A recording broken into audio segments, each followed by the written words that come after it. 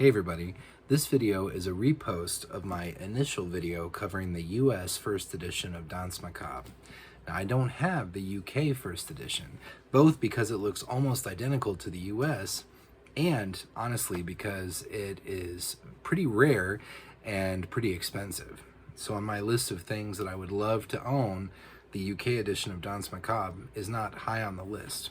However, as I've been going along making these videos, I've been lucky enough to be able to partner with Noah, who's got a world-class Stephen King collection.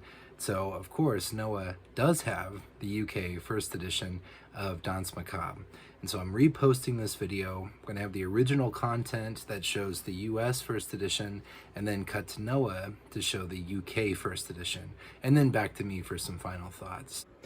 Danse Macabre came about after Stephen King spent some time as a teacher and writer in residence at the University of Maine.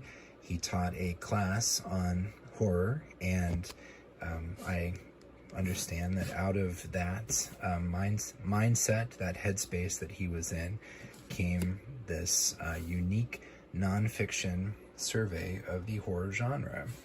Unlike other books of the time that were published by Doubleday, Viking, this one was published by Everest House. And it is common to find the first or second printing. They were identical, but on a first printing, I look for a jacket price of $13.95,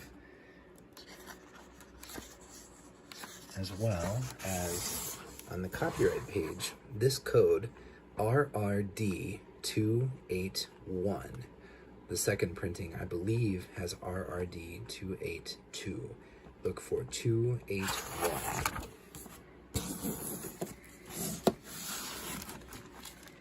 You pop the jacket off, and there are red boards with a red covering on the spine, gold letters. Unlike Viking books of this time, very clearly had a cloth covering over the spine and a cloth feel. This one feels like paper. Feels like a similar consistency, texture of the boards. It is a nice looking book. The US first edition was published in a print run of 60,000 copies, and in the UK, the UK edition was published by MacDonald and is nearly identical, but was printed in a print run of less than 1,000 copies. I've heard like 600 copies. And so compared to the 60,000, the US edition is not impossible to find. A little bit challenging in nice shape because the jacket is quite thin and prone to tearing. The UK edition is hard to find in any shape because of the low print run. And now we're going to take a look at the first UK trade edition of Danse Macabre, and it was published by MacDonald. Here's the book. Looks almost exactly like the US edition. It is probably one of the worst dust jackets of all time. No artwork, just King's name and the title.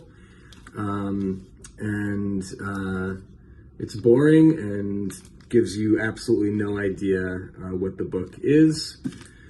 And this scuff here is on the mylar. That's not the jacket. I should change the mylar. I'm just noticing that. Anyway, this is the book. King's photo on the back with his huge bushy beard. And